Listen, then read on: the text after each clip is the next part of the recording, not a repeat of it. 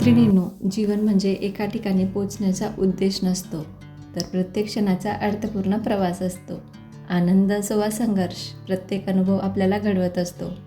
अपूर्णता स्वीकारा, कारण त्यातूनच प्रवासाची खरी सुंदरता निर्माण होते. ज्याला हे ओळखायला आलं त्याच्या आयुष्याची सुंदरता तिथूनच सुरू होते बघा. वय वर्ष 35. काही लोक म्हणतात की या वयात थोडेसे आपण गंभीर असतो.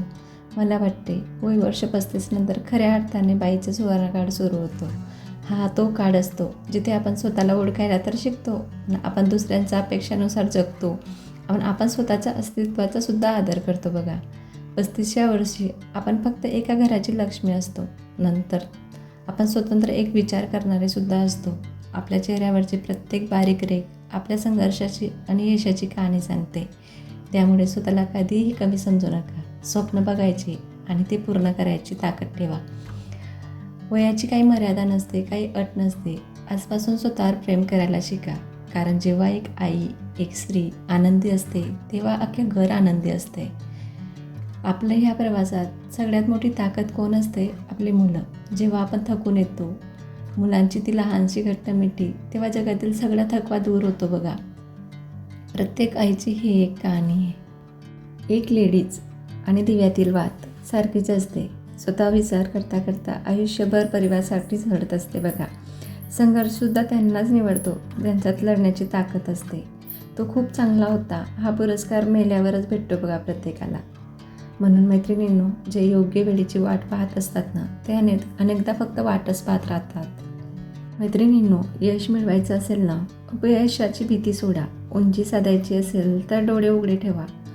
मी हे ब्लॉग ना यूट्यूबवरती सगळं माझे रूटीन शेअर करणार, माझ्या मुलांची माझी जर्नी शेअर करणार, माझे मनातली गोष्ट शेअर करणार.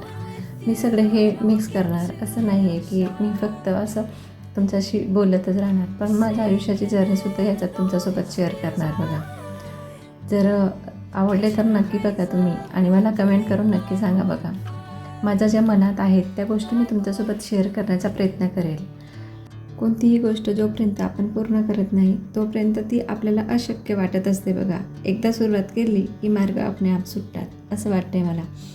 कारण मला हे यूट्यूबचा ABCDसुद्धा माहीत नव्हता. मला माझ्या मुलांनी हे चॅनल ओपन करून दिलं आहे बघा यूट्यूबवरती.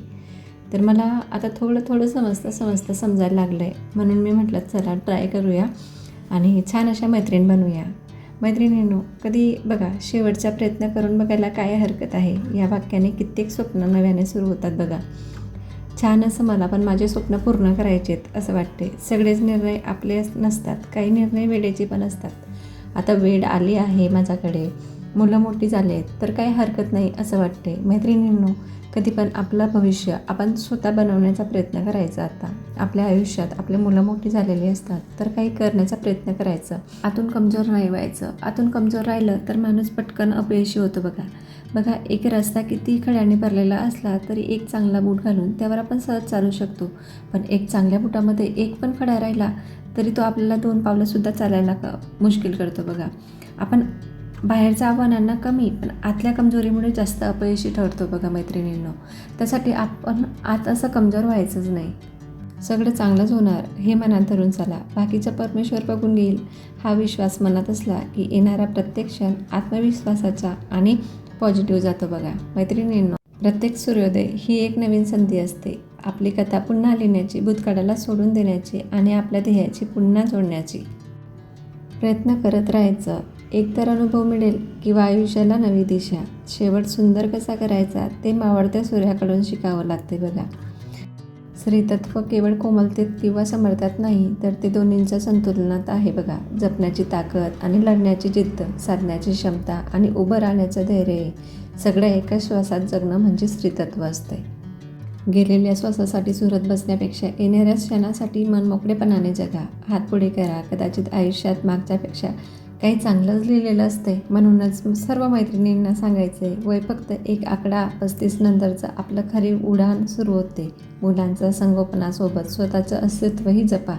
आनंदी राहा, हसत राहा. धन्यवाद सगळ्यांना. श्री स्वामी समर्थ.